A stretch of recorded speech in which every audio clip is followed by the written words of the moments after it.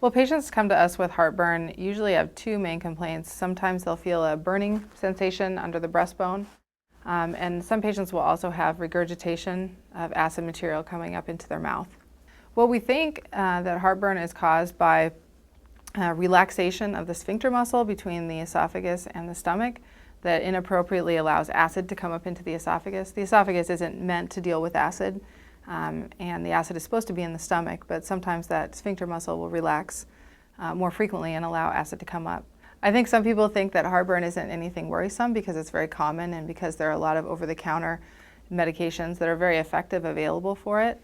But as a GI doctor, I worry about heartburn when patients have had it for many years, when they have difficulty swallowing related to the heartburn, when they're losing weight, when they notice black stools or perhaps even vomiting of blood. Those kinds of things would make me worry that the heartburn is perhaps something more serious. Oftentimes we will prescribe an acid-blocking medicine, but we also might recommend an endoscopy. We take a scope, a thin, flexible tube, and after the patient is very comfortable and well sedated, we slide the tube over the tongue, down the esophagus, and into the stomach and the first part of the small intestine.